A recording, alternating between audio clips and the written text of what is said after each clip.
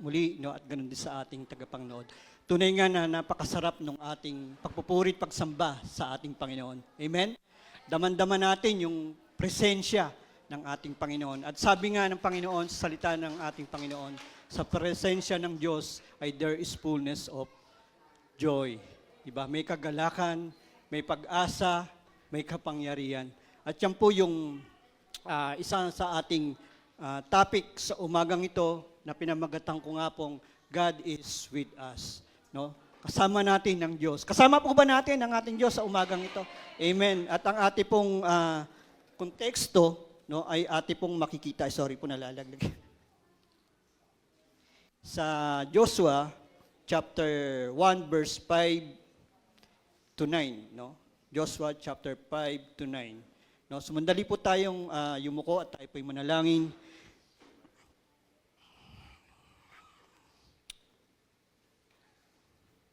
Hallelujah. Lord, tunay nga, Panginoon, na napakasarap sa iyong presensya. Tunay nga sa umagang ito, Panginoon, dama namin, Panginoon, ang iyong kapangyarihan, Panginoon, ang iyong kabanalan, ang iyong kalakasan sa bawat isa sa amin na narito, Panginoon. Alam namin, Panginoon, sa nagdaraang mga araw, Panginoon, alam namin ang bawat isa may kanya-kanyang pinagdaanan, may kanya-kanyang battle sa aming mga personal, spiritual, emosyonal, pinansyal na pakikipaglaban, Panginoon. Salamat sapagkat meron kaming Diyos na kailanman hindi kami iniwan. Meron kaming Diyos na kailanman hindi kami pinabayaan. Panginoon, sa umagang ito, dalangin ko, Panginoon, gamitin mo po ko, Panginoon, bilang tagapagsalita ng iyong mga mensahe. Gamitin mo po ang aking mga bibig, Panginoon, bilang maging daluyan ng iyong pagpapala. Sa bawat isa na narito, Panginoon, nasa kanilang mga tahanan, Panginoon, nanonood sa umagang ito. Sa iyo po namin, binabalik ang mataas na papuri, pagsamba sa tanging pangalan ni Jesus na aming Diyos na buhay. Amen. So, yun, purihin po ang Diyos sa umagang ito. At ang ating pong topic sa umagang ito ay God is with us, no? At ang ating pangunahing tauhan sa umagang ito ay walang iba kundi si Joshua. Siguro marahil sa inyo ay kilala na or may idea na about kay Joshua, no? At si Joshua, no, ay yung transition ng kanyang paghatawag sa kanya, no, pagkamatay ni Moises, siya yung susunod, no, na mamumuno sa mga taga-Israel upang kamkamin o yung pangako sa kanila ng ating Panginoon, pasanakop doon sa Promised Land. So yun po yung ating pag-uusapan sa umagang ito. At speaking of transition, no, kailan ay miniting kami ni Pastor Romel, no? Kung inyo pong tatandaan, dati ang schedule po namin ay every quarterly, no? Every 3 months, no? Doon lamang kami nagpapalit mga leaders, no? Dahil po sa mayroong pagbabago, transition, ngayon po ay meron ng monthly, no? Kami po ay mga leaders, no, ay nagkaroon ng opportunity, pagbabago na after sa aming mga ministry, kami naman po ay magbabahagi at isang challenge sa bawat isa sa amin na narito, no? From ministry, from drums, di ba? Akit dito, from song leader, di rin siya bababa, magme-mensahe na. So challenge. Pero accept po namin yon, tinanggap po namin yon at sumunod kami sa Panginoon. At alam po namin kapag sumusunod ka sa Panginoon, there is blessing. Amen. Ang Diyos ang magsasalita sa iyo, ang Diyos ang magpapalakas sa iyo ng loob, no? Ang Diyos ang mangunguna sa iyong mga laban. Kaya purihin po ang Diyos sa umagang ito. So bigyan ko po kayo ng isang introduction, no? Sa book of Joshua, isang kasaysayang pangyayari, historical at biblical event, no, sa mga Israelita. Dito natin makikita ang presensya, kapangyarihan at kabanalan ng Diyos sa buhay ni Joshua. Bilang bagong pinuno ng Israel na siyang mangunguna sa Israel upang sakupin ang lupang pangako na ibinigay sa kanya ng Diyos mula pa sa kanilang mga ninunong si Abraham, Isaac at Jacob. No? Sa Genesis pa lang makikita natin yung pangako ng Diyos. At alam po natin, bago po una kay Joshua ay si Moises. No, si Moises po ay tinawag ng Panginoon upang pangunahan ang mga Israel sa pagkakaalipin sa mga Ehipto. No, siya po ay ginamit ng Panginoon upang makalaya sa pagkaalipin ang mga Israelita dahil nga pong mayroong pangako ang Diyos sa kanilang mga ninuno.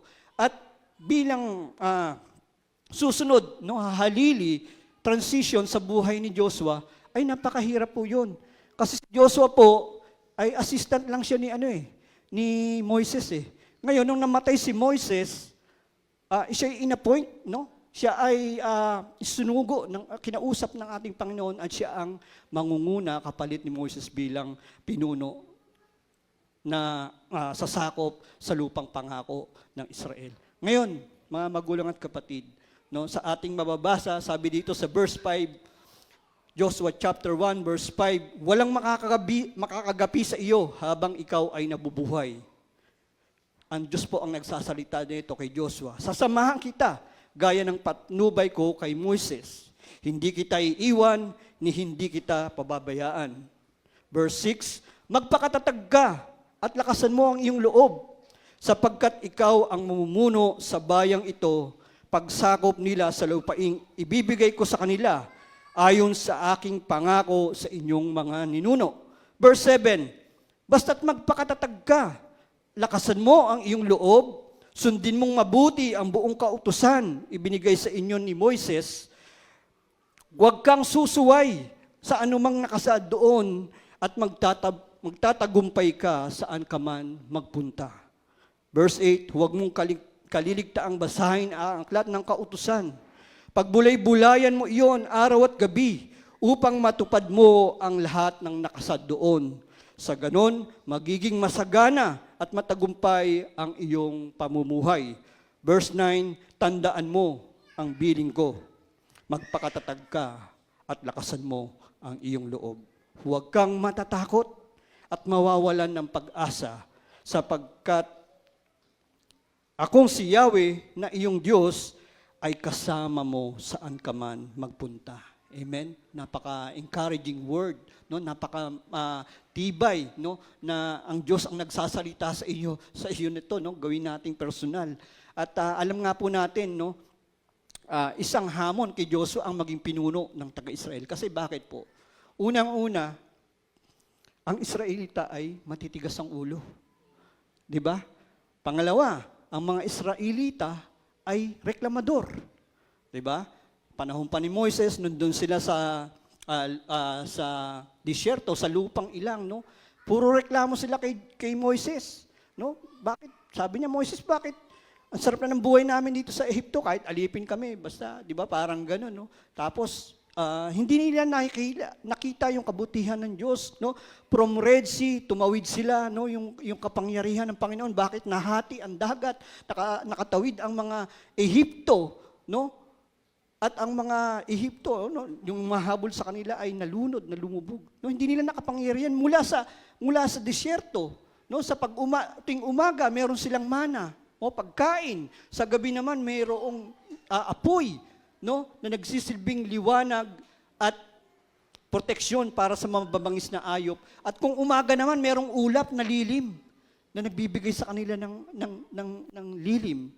Diba? Hindi nila nakita yung mga magulang at kapatid. Ang nakita nila, yun nga po, ang mga Israelita, laging nagre-reklamo.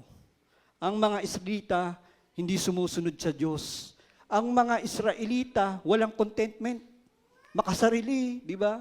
Yun ngang mana eh, sabi nila, ang sabi ni Moses, kung ano lang yung, kung inyo lang makakain sa umagang ito, yun lang yung kukunin nyo. Eh yung iba, dahil mga makasarili nga, nag-i-imbak sila, no? Parami. Para bukas, ganun. Hindi nila tinatandaan yung mga pangako ng Diyos. So nabubulok lang. So, disobedience. So ngayon ito yung kakaharapin ni Joshua, mga kapatid. No? Sa isang from assistant leader to leader, tapos kilala niya yung mga Israelita kasi kasama siya noon eh. Kasama niya nandun siya, kasama niya yung mga nangyayari. No? Ang hirap. No? Pamunuan yung mga ganitong tao at sa dami noon, no?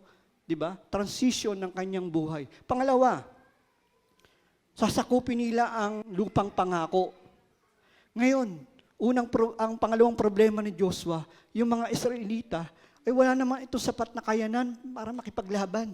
Kasi alipin sila for 40 years sa ilang, no? At imagine niyo yung iba doon ay nangamatay na, matanda na, di ba? So challenge number 2 kay Joshua, paano ko pamumunuan, no, lalaban kami sa gera kung ang aking makasamahan ay walang sapat na kakayanan upang makipaglaban. Di ba? Tatawirin nila ang Ilog Jordan.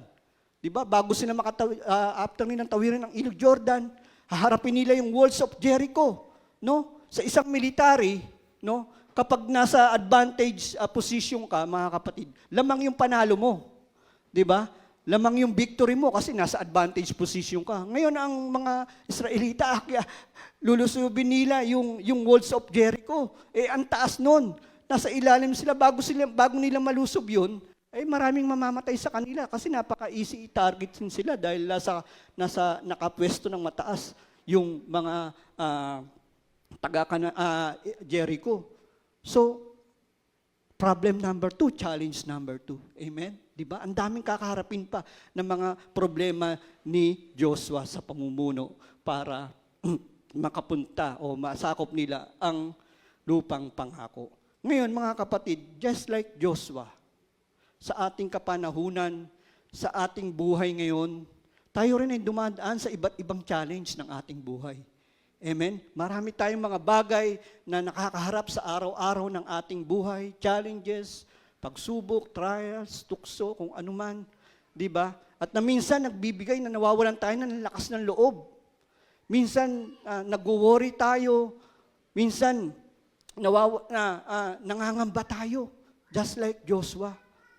Mga kapatid, ano po ang mga bagay na ito na ating inaharap sa araw-araw ng ating buhay bilang isang mananampalataya, bilang isang lingkod ni Kristo? Number 1, challenges or battles ng ating buhay. Financial battles or challenges. Sino dito sa atin ngayon walang problema pagdating sa financial? Taas po natin ang ating kamay. Sana all. Diba? Ibig sabihin, lahat po tayo ay dumadaan sa mga ganitong sitwasyon ng ating buhay. Lalo ngayon, mga kapatid, dulot ng gera. Diba? Hindi man tayo apektado ng mga pagsabog, ng bomba, pero ang epekto naman ito sa ating ekonomiya. Ang tanong, nag-full tank na po ba kayo? Sino may mga motor, sasakyan dito? Full tank. Walang pang full tank, diba? Ang taas ng gasolina. At kapag tumaas ang gasolina, mayroong sunod-sunod na ito. Tataas ang bilihin, tataas ang Meralco, di ba? Tataas ang mga serbisyo, di ba? Kung estudyante ka, nagko-commute ka, may mga project ka, tatamaan ka. Pag tumaas ang pamasahe, di ba? Minsan pagkain mo na lang, di ba? Save mo na lang para makakain ka baon. Ngayon, dahil ang taas ng pamasahe, taas ng mga bilihin, save mo na lang yon. Kung ikaw ay nagtatrabaho, nagko-commute ka, kukumputin mo ngayon yung sahod mo, tapos yung expenses mo, di ba? Hindi lang naman yung expenses mo, hindi lang transportation, pagkain, bill, mga ganyan. Pag kinukwenta mo, ito lang matitira sa'yo. Di ba? Minsan, sabi nga ng mga driver napanood ko, ng mga jeep driver, di na muna kami lalabas. Mag-iiba na lang muna kami ng hanap buhay. Yung iba sa amin, magtitinda. Yung iba, uwing probinsya. Kasi lugi. Parang napagod ka lang buong maghapon, tapos yung gasolina, ang taas, napunta lang sa gasolina. Minsan, abono ka pa. Di ba? Sa mga nanay, di ba? Sila yung nagbabudget. Paano mo pagkakasyahin? At meron pang ngayong sinabi ng ating Pangulo para magkaroon ng tayo ng pagtitipid, no? Ang government ngayon ay 4-day work na lang. Diba? 4 na lang yung kanilang pasok sa isang linggo. Paano pag ito ay in-apply na rin sa pribado? Kasi hindi pa natin alam kung kailan tatagal tong gera na ito eh. Diba? At ang Middle East, number 1 supplier ng langis, mga magulang at kapatid. Kaya sa ayaw at sa gusto natin, haharapin natin yung mga pagsubok, trials na ito, at unang aapektuhan yung ating financial, no? Mga kapatid, battles, financial battles. no? Pangalawa, emotional and psychological battles, no? Yung ating mga emosyon, siyempre, ang iba sa atin dito, nawala ng mga mahal sa buhay, iba sa atin dito, yung mga pamilya ay nasa banig ng karamdaman. Yung iba dito ay, minsan nagsasabay pa nga yung emotional and psychological saka financial. Minsan, gusto mong magpagamot, gusto mong magpa-ospital, kaya lang wala kang pambiling gamot, pang-ospital. Diba, emotionally, battles sa atin to. Diba, lalo kapag nakikita mo yung mahal mo sa buhay, nasa balig ng karamdaman, diba, parang ang sakit sa puso, tignan, nawain yung ganong sitwasyon ng kanilang mga mahal sa buhay. No? At nakakalungkot man isipin, karamihan sa ating panahon ngayon, no? At kailan lang nabalitaan natin, nag-viral, no? Sakit na rin po ito yung mental health issues, battles, no? Hindi ko na po i-detalye, pero alam naman po natin yung nangyari sa Muñoz, no? Mayroong isang kabataan. So, battles, no? Mental health issues, psychological, stress tayo, di ba? Anxiety, depression. Yan yung mga challenges ng buhay, no? Na ating kinakaharap sa araw-araw. At panghuli, no, pangatlong ating battles, no, na ating kinakaharap ay ang spiritual battles or challenges. Bilang mga mananampalataya, alam ko, lahat tayo, no, tinutokso ng kaaway, kahit si Jesus nga yung siya ay nag-pray, 40 days and 40 nights siya nag-fasting, tinukso din siya ng kaaway. Diba? Kung ikaw ang Diyos, diba, gawin mo ba itong tinapay na ito? Pero ang sabi sa kanya ng Diyos, hindi naman lang sa tinapay na buhay ang anak ng tao. Diba? Lahat tayo dumadaan sa pagsubok, spiritually. At ang pagkakasabi ni Pedro dito, paglalarawan niya, no, na si Satan's, no, inilarawan niya ay parang isang roaring lion, no, parang isang leon na umaatungal, naaaligid-ligid at nagmamasid sa bawat isa, no. So ako po ay mahilig po kasi kung manood ng yung mga National Geographic, mga something na meron kang natututunan, di ba? Yung mga dati, mga artifacts, mahilig ako sa mga ganun na natututo ko. Alam niyo po ba bakit tinawag na Lion King? Bakit ang leon ay naging hari? May idea po ba kayo?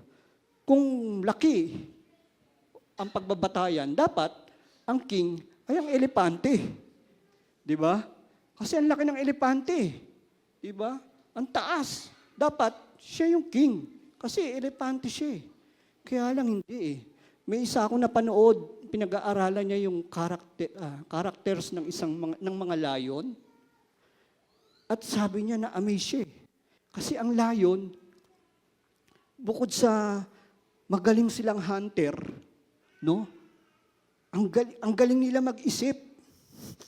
Ang galing nila magplano. Minsan kapag hindi nila alam yung kalaban nila, minsan talagang makikita mo, palilibutan nila ito. At it takes time. No? Nag-aabang sila. Kapag yung anak ng sheep or tupa o anuman na nahiwalay sa kanilang mga magulang, patay na yon sa sobrang bilis at diksi at utak ng leon. So, kaya siya tinawag ng Lion King. Ganun pala siya. Ang galing niya, ang lakas niya, ang bilis niya. Di ba? So, sabi ko, hinaling tulad, no? Ni Pedro, ang kaaway, bilang isang leyong umaatungal at umaaligid at nagbabantay sa atin. No? Tinitignan niya tayo na, ito, si brother, di ba? Hindi naman Sunday ngayon di ba? Wala ka naman sa church di ba? Andito na yung mga tukso, di ba? Yung ating corruptible minds, di ba? Lust of the flesh. Kapag nasa labas tayo, kung ang daming pinapasok ang kaaway, no? Kung ikaw ay dating mainitin ang ulo, di ba? Tapos nagda-drive ka ngayon, di ba? At hindi ka nakapag-pray, no? At di ka pa nag-worship sa Panginoon, wala kang devotion. Ayan na, paglabas mo pa lang ng gate ng bahay mo, makikita mo yung kapitbahay mo, may dala na ng mga aso.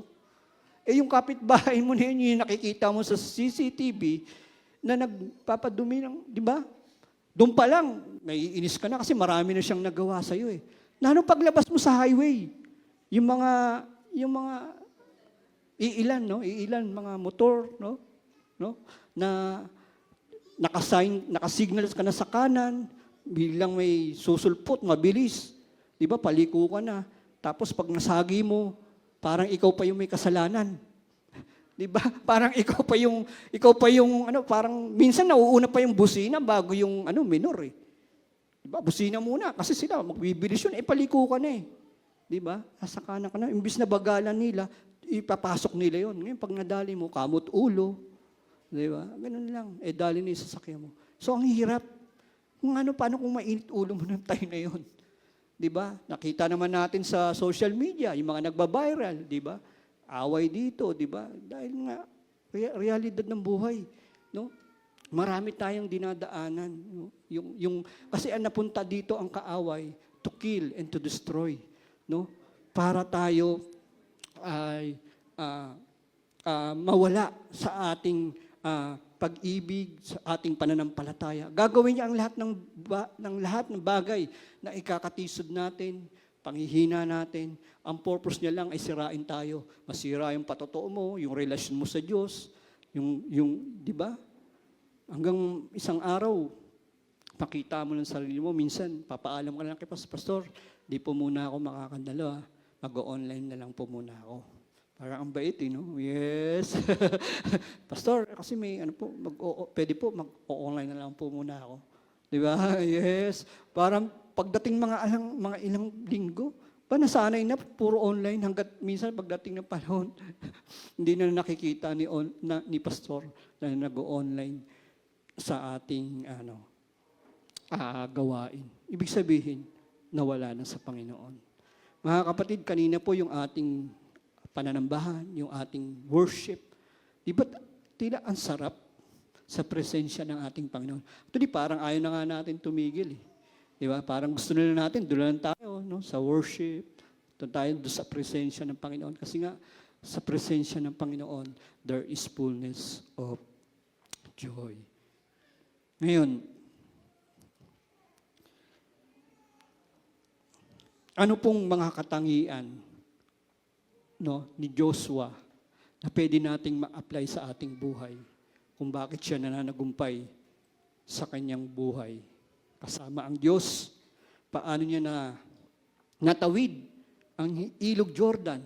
Paano niya napabaksak ang walls of Jericho? Paano niya natalo ang mga Amoreo, di ba? Ang mga Kananeo, Eusebio, ang dami lang kinaharap. At ang sabi nga, nung panahon ni Moises, pinadala ni Moises yung 12 espiya para puntahan yung lupang pangako, yung Canaan. At kasama si Joshua doon at si Caleb. Sa 12 na tik-tik, 2 lang yung bumalik. Si Joshua at saka si Caleb. Yung 10, sabi niya, patay tayo dyan, papupuntahin tayo dito ni Moses. Ang lalaki ng tao doon, mga higante. Saka ang tataas ng bakod. Kaya ba natin yun para hanggang langit? Yung mga bagot at malalaki sila, hindi natin kakayanin. Ngunit yung dalawang tao na bumalik, si Joshua at si Caleb, iba ang kanilang interpretasyon. Iba yung kanilang pananampalataya. Sabi niya, Moses, ang ganda ng lupang pangako na ibibigay sa atin ng Diyos, masagana. Diba? Maraming mga bungang kahoy na mananagana tayo. Masarap yung magiging buhay natin doon. Tignan nyo, unang makikita natin, yung principle sa buhay o yung katangian meron si Joshua, ay makikita natin sa verse 5. Ang sabi doon. Sa verse 6 po, at verse 6, verse 7 hanggang verse 9, makikita niyo po doon, nais ko pong bigyan ng diin to, no? Ang sabi sa kanya ng Panginoon, magpakatatag ka, no? At lakasan mo ang iyong loob. Di ba? Verse 7, basta. So, iba na. No? Basta. Magpakatatag ka at lakasan mo ang iyong loob. Sa verse 9, tandaan mo ang bilin ko. Di ba? Sabi ko sa'yo, Joshua, ang kulit mo, basta. Tandaan mo yung bilin ko. No? Magpakatatag ka at lakasan mo ang iyong loob. No? Unang katangian meron si Joshua na pwede nating i-adapt sa ating personal na pamumuhay ay ang pananampalataya. Amen. Walk by faith. Ang sabi ni Apostle ni Pablo sa mga Korinto, walk by faith, not by sight. No? At sabi rin ng salita ng Diyos sa Hebrew chapter 11 verse 6, without faith, it is impossible to please God. No, sa Hebrew chapter 11, verse 1, no, ang pananampalataya ay ang pagtitiwala na mangyayari ang iyong mga inaasahan at katiyakan tungkol sa mga bagay na hindi nakikita. Amen? Yun yung faith. Walk by faith. Si Joshua, mga magulang kapatid, tatanungin ko po kayo, kung si Joshua po ay hindi lumalakad sa pananampalataya, tingin niyo po ba, kaya niyang tumawid sa Ilog Jordan? Na yung sa panahon na yon, ang sabi, panahon to ng anihan. Malakas ang agos ng tubig, napakalalim ng Ilog Jordan.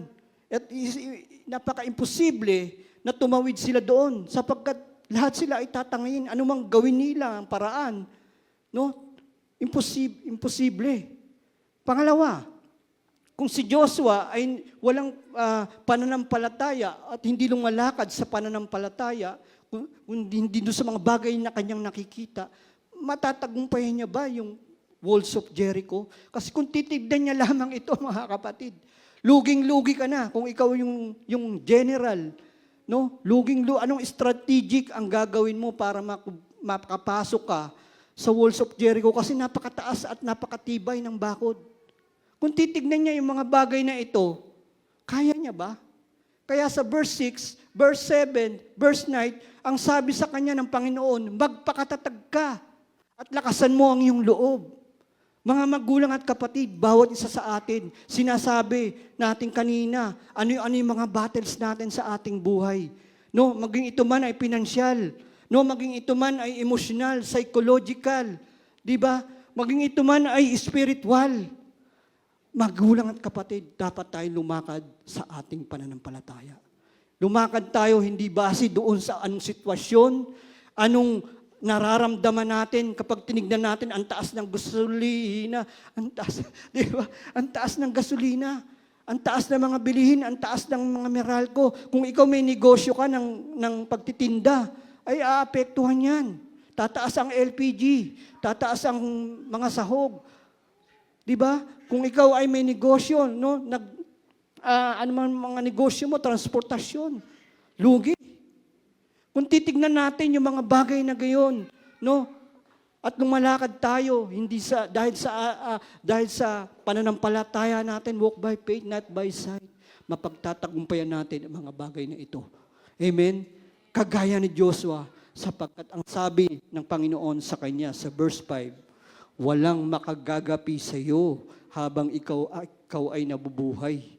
Sasamahan kita at sasamahan kita gaya ng pagpatnubay ko kay Moses, hindi kita iiwan at hindi kita pababayaan. Amen. Kasama natin ang Diyos. Dumadaan tayo sa sitwasyon, battles na ito na ating haharapin. Gera na ito, hindi natin alam kung kailan pa matatapos. Pero sa katigasan nga ng Iran, no, ayaw nilang sumuko sa US at Israel. Ngayon, binobomba pa nila yung mga tanker oil. Di ba? Nakita natin yung mga nagdadala ng langis, no, na maaaring makatulong, supply. Tapos, ganun lang gagawin nila, barrel, millions of barrel, liters ng langis na pupunta lang sa dagat. Sumasabog. Apekto. Tayo. Buong mundo na gumagamit ng mga bagay na ito.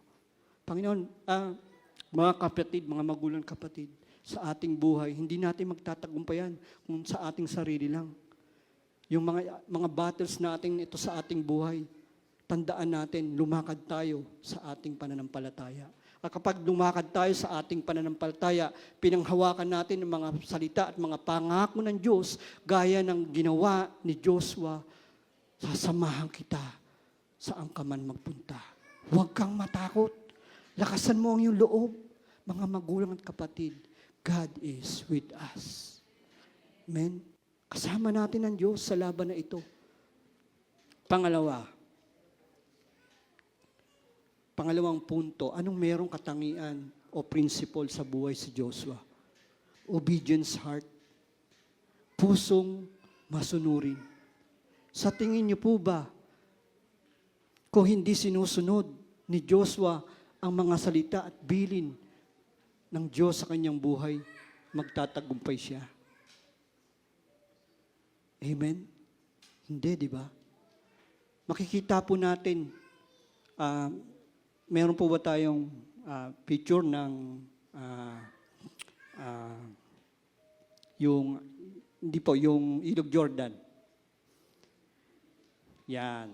So, yan po yung Ilog Jordan, no? Na kanilang tatawirin. At kapag tag-ani po ay mataas po yan, malalim at malakas ang agos. No? Ang instruction sa kanya ng Panginoon sa chapter 3, Joshua, ito sabi sa kanya ng Panginoon sa chapter 3 ng Joshua, bago ka tumawid sa Ilog Jordan, paunahin mo yung mga paring Levita. No? Dala ang Ark of Covenant. No? Yung banal na tipan ng Diyos. Ang banal na tipan po sa mga Israelo, Ark of Covenant, ito po ay nagsisimbolo, no, ng presensya, kapangyarihan, at kabanalan ng ating Panginoon. Sa mga Israelita, napakahalaga po na ito. At ang sabi sa kanya, ni Yahweh, Joshua, bago ka tumawid sa Ilog Jordan, paunahin mo ang mga Israelita na may dala ng Ark of Covenant. Pagkatapos noon, bago sila lumusong sa Ilog Jordan, hihinto sila. At ito po ang nangyari. At susunod tatawid ang mga Israelita. Huminto po ang Ilog Jordan. Huminto po ang Ilog Jordan. Kagaya nung ginawa ng Panginoon kay Moses kung paano ang Red Sea o yung dagat na pula ay nahati. Nakadaan ang mga Israelita. Ganon din po ang ginawa kay Joshua. Kaya lang, may ginawa. May sinunod si Joshua. Hindi siya yung bastang, sige, kaya natin to, gawa tayong lubid, kung ano yung mga gagawin natin. Hindi po. Ang instruction sa kanya, pangunahin mo ang mga paring Levita. Yung pare pong Levita sa panahon po nila, ito po yung mga religious leader. No? Sila po yung mga pare, yung mga pastor sa ating kapanahunan ngayon, mga leaders sa church. Sila po yung nanguna. At nilapag po nila yung Ark of Covenant. Pwede po natin pakita yung picture. Yan. Diyan po nakalagay yung mga kautusan na ibinigay ng Panginoon kay Moses. At napakahalaga po nila ng mga Israel yan. Sapagkat yan po ay nagbibigay na kasama nila ang Diyos. Amen? Presensya, kapangyarihan, at kabanalan ng ating Panginoon. Tignan niyo po, nilagay nila yung Ark of Covenant, nauna yung mga paring Levita. Huminto, presensya ng Panginoon. Kapangyarihan ng Panginoon, huminto ang Ilog Jordan, nakatawid ang mga Israelita. Ano pong susi? Obedience. Instruction. Sumunod si Joshua. Mga magulang at kapatid, alam ko po, no? There are times, kagaya rin, ako po, aminado po, there are times sa aking buhay, para rin po akong mga Israeli. Kaya rin po ako ng Israelita, di ba? Minsan, matitigas ang ulo, di sumusunod, reklamo, di ba? Ang sabi ni David sa Psalms 37 ba, o 47 verse 4, delight yourself unto the Lord, and He will give you the desires of your heart. Amen? Ano sabi doon? I-delight mo yung sarili mo sa Panginoon, tapos ang Diyos ang bahalang magbibigay sa iyo ng desires ng puso mo. Ngayon, ang tanong, ano ba yung mga desires ng puso mo? Diba? Sa negosyo man yan, diba? Sa hanap buhay, posisyon sa trabaho, diba? Ang sabi ng Panginoon, delight yourself unto the Lord, and He will give you the desires of your heart. Kaya lang po, ito po ang nagiging problema sa ating kapanahunan ngayon. No? Ako rin po, minsan dumaan sa buhay ko. Nauuna po yung desires of your heart. Nauna po yung gusto mo. Nauna po yung desires of your heart bago doon ka nag-delight sa Panginoon. Kaya in return, ano po ang kabaliktaran ng obedience? Disobedience, di ba? Alam niyo po ba, ang disobedience ay nagbubunga ng pagkatalo at pagkakasala. Bakit? Sa chapter 7 po ng Joshua, natalo po sila. At marami sa tao, magigiting na tao ni Joshua ang namatay. Nilusob po nila ang isang nagpadala ng tiktik, no? Nagpadala ng tiktik si Joshua, sige, tignan nyo muna, surveillance nyo muna kung ano yung kaya natin, yung mga tao doon. Pagbalik ng mga tiktik, sabi ni Joshua, kayang-kaya natin yan. Kukunti lang yan. 3,000 lang o 2,000 lang yung papuntahin mo. Masasakop natin yan. Matatalo natin yan. Kumpara naman doon sa Jericho na ang ganda ng depensa nila. Diba? Tapos, ito, open. Kayang-kaya natin yan. Joshua naman, sige, yan natin. Ngunit pagpunta nila doon, no, sila po ay natalo. Sila po ay umatras. Bakit po? Dahil po kay Akan. Si Akan po ay isa sa mga Israelita. At ang bilin ng Diyos sa kanila, nung natalo na po nila ang walls of Jericho, wala kayong kukunin. Lahat susunugin nyo. Lahat papatay nyo, bata, matanda. At yung mga mapakinaba, itatabi nyo lang para kay Yahweh. Ngunit itong si Akan, nagka-interes sa isang coat na galing Babylonia na may mga mamahaling laman ng perlas or pilak. Tinabi niya ito, naghukay siya sa kanyang kubo, naghukay siya, tinabi niya sa ilalim ng lupa, tinabunan niya. Hindi niya sinabi kay Joshua, yun ang pagkakataon na sila ay natalo. Disobedience. Nagbubunga ng pagkatalo at pagkakasala. At yung pagkakasala na yun, alam niyo po ba, anong nangyari, ang consequence? Nung malaman ito ni Joshua, pinatawag na si Akan. At hindi lamang si Akan, pati yung kanyang mga pamilya, pati yung kanyang angkan. Hanggang sila ay mamatay sa pamagitan ng pagbato because of disobedience, sabi niya. Mga kapatid, maging aware tayo sa di pagsunod sa ating Panginoon. Di ba? Alam ko, struggle tayo dito. Alam ko, ito yung mga bagay na minsan gusto ng ating laman. Gusto natin, di ba, sumusuway tayo sa ating Panginoon. Kaya, pangalawang punto po, magkaroon tayo ng pusong masunurin. Obedience heart. Amen. Pangalawa po, yung walls of Jericho. Meron po ba tayong picture dyan? Walls of Jericho. May kinalaman din po ito sa, yan. Tingnan nyo po, no? Parang illustration lang yan, pero something ganyan. So, tama, dalawa yan eh. Meron sa baba, meron pang pangalawa. Tignan, imagine niyo mga kapatid, kung ikaw yung general, kaya mo ba yan? Akyatin? Planong gagawin mo dyan? Ang advantage ng mga bantay nasa taas. Pana pa lang, bago kayo umakyat, ubos na kayo dyan.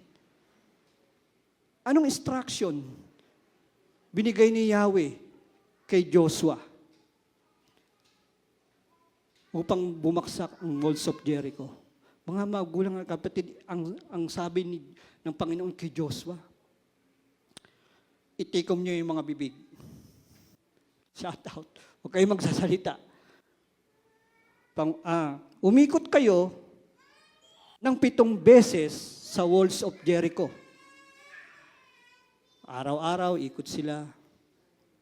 At sa ika-7 araw, sabi ng Panginoon, sa ika-7 araw, sabay-sabay kayong sisigaw.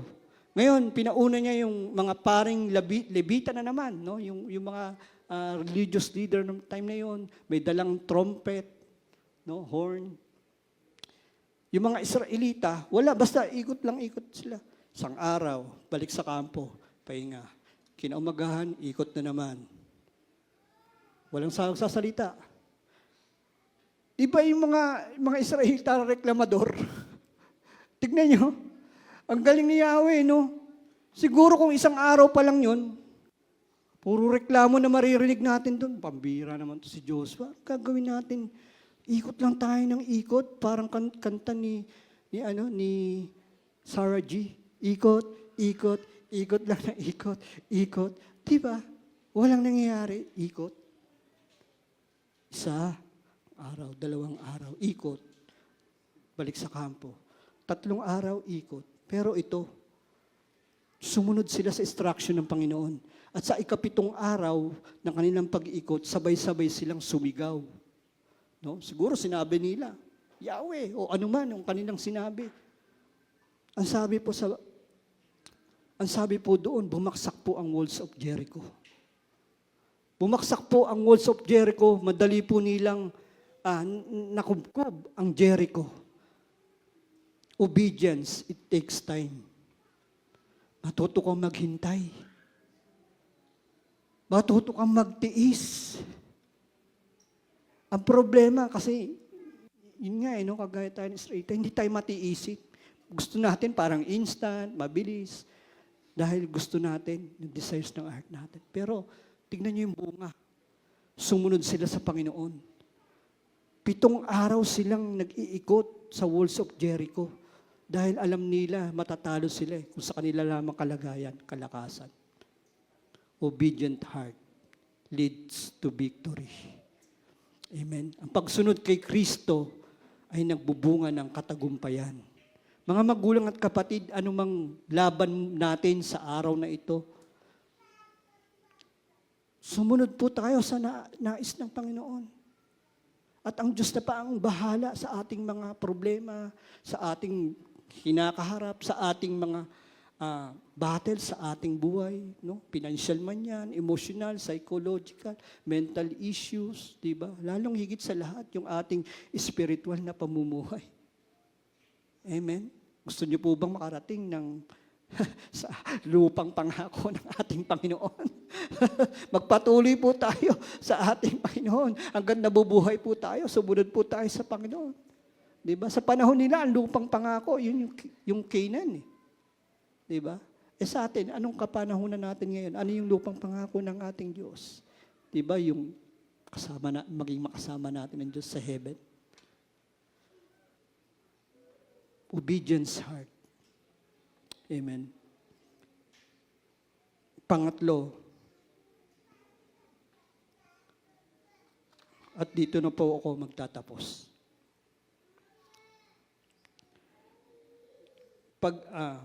Ang pangatlong punto ay meditating and reading the Word of God. Verse 8 po, ang sabi po doon, huwag mong kaliligtaang basahin ang aklat ng kautusan. Pagbulay-bulayan mo iyon araw at gabi upang matupad mo ang lahat ng nakasad doon.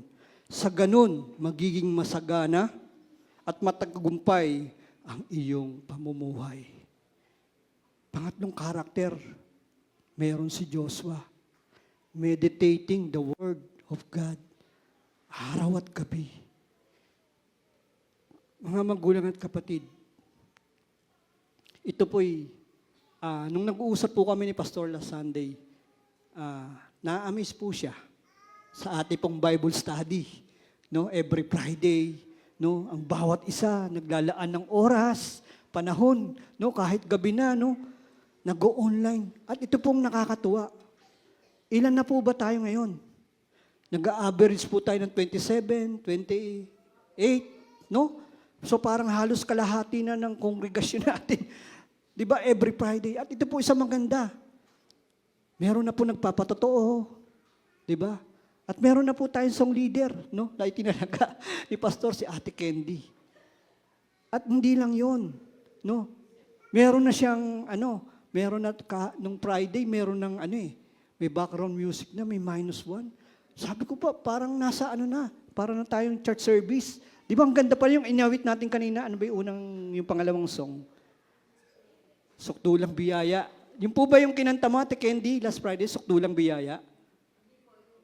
Ay, mali pala ako.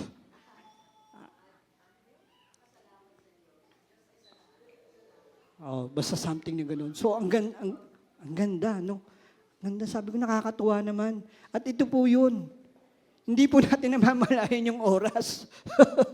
Napapasarap po yung ating pag-aaral. Minsan pagtingin mo sa relo mo, di ba parang mag-aalas 9 na, pasado na pala. Nag-start tayo ng alas 8. Ibig sabihin, meditating on God's words and reading, no, basahin natin, no, pagbulay-bulayan natin. Sabi nga, ang salita ng Diyos ay kagaya ng isang treasure, no? At tayo naman ay ang mga hunter, treasure hunter. The more na malalim yung ating nakuhukay bilang isang treasure hunter, the more na lumalalim yung ating pagkakilala sa ating Panginoon. The more na natutuklasan natin yung mga kapangyarihan, yung pagkakilala natin sa ating Panginoon. At yung ating pong Bible study, hindi lamang po ito isang pangkaraniwang Bible study. Ang ating pong pinag-aaralan ay doctrine. 16 fundamentals, tama po ba, Ate Jane? 16 fundamentals, no? Doktrina. Napakalalim po nito. At ang una pong topic natin, nung unang topic, sino po nakakaalala? Ito po, kung nakikinig kayo. Ano po unang topic ni Pastor? Yes, the Bible. Ang salita ng Diyos ay kinasihan. Pangalawa, ang salita ng Diyos may kapangyarihan magbago. Tama po ba, Ate Jane? Di ba? 3 po yun. Di ba? Kinasihan, mayroong pagbabago, di ba? Meditating the words of God. Nagtatagumpay si Joshua, mga magulang kapatid, dahil saan? Dahil sa pagbabasa, no? Meditating on God's word, no? At hindi lang minimeditate, no? At binabasa, ito po ay isinasabuhay. Mga magulang kapatid, kung gusto po nating magtagumpay sa ating laban, kagaya ni Kristo, kung si Kristo nga po ay tinukso ng kaaway, no, nung nasa panahon siya ay nag-fasting ng 40 days and 40 nights. Tayo pa kaya? At ang ginamit ng Panginoon doon ay ang salita ng Diyos. Ngayon, kung punong-puno ka ng salita ng Diyos, anumang gawa ng kaaway sa buhay mo upang ikaw pabaksakin, mawalay sa ating Panginoon, hindi sila magtatagumpay sapagkat kasama natin ang Diyos. Amen? Ang Diyos ang makikipaglaban sa atin. Amen? Napagtagumpayan ni Joshua ang lahat ng itong pagsubok na ito dahil kasama niya ang Diyos. Napagtagumpayan ni Joshua ang lahat ng kanyang dinaanan, pakikipaglaban mula sa tigas na mga ulo ng Israel bilang leader dahil kasama niya ang Diyos. Pinanghawakan niya ang salita ng Diyos. Sa verse 5, hindi kanya iwan, hindi kanya pababayaan. Magtatagumpay ka saan ka man pumunta dahil kasama mo ang Diyos. At ang laban na yon, hindi laban ito ni Joshua. Laban ito ng Diyos. Mga magulang at kapatid, sa umaga pong ito, ano pong laban meron kayo? Ito ba ay singlalim at lakas ng agos ng Ihilog Jordan? Ito ba'y sinlaki at tibay at tatag ng walls of Jericho na iyong kinakaharap? Magtiwala po tayo sa ating Panginoon. kasama natin ang Diyos. Amen? Walk by faith, not by sight. Obedience heart, meditating the Word of God day and night at isabuhay natin. Ito yung mga aspeto na ating dapat gawin sa ating buhay upang magtagumpay po tayo sa ating laban, sa ating Panginoon, sa ating kapanahonan. Amen? Amen po ba? Tayo po'y manalangin. Panginoon, salamat po muli sa umagang ito sapagkat alam po namin, Ikaw po ang nagbigay ng mensahe sa umagang ito. Tunay nga po, Diyos, na anumang mga laban namin, anumang sitwasyon meron kami, hindi po dapat kami tumingin sa mga bagay na makakabaksak ng aming pananampalataya. Magbibigay alala, pagkatakot sa amin, bagkus tumingin kami sa iyo, Panginoon. Looking unto Jesus, the author and finisher of our faith. Panginoon, sa iyo lamang kami tumingin. Sa iyo lamang kami magtiwala ng lubos, Panginoon, at alam namin, Panginoon, sa pangako mo, sa salita mo, Panginoon, hindi mo kami iiwan, hindi mo kami pababayaan. God is with us. God, ang Diyos ang makikipaglaban sa amin. Salamat po, O Diyos, sa umagang ito. Tunay nga po na napakapangyarihan ng iyong mga salita. Tunay nga po na maging matuto kami, Panginoon, na sumunod sa iyong kalooban, hindi masunod yung aming mga sarili, hindi masunod yung aming mga kagustuhan, na alam namin na kapag kami sumuway sa iyo, Panginoon, ito ay nagbubunga ng pagkatalo, ito ay nagbubunga ng pagkakasala. Panginoon, salamat, salamat sapagkat tunay nga na sa pamagitan lamang ng habag at iyong biyaya, kami nakakapagpatuloy sa aming buhay, Panginoon, bilang mananampalataya sa mundong ito, Panginoon. Salamat, sinasamahan mo kami. Panginoon, we give back all the glory and praises in the mighty name of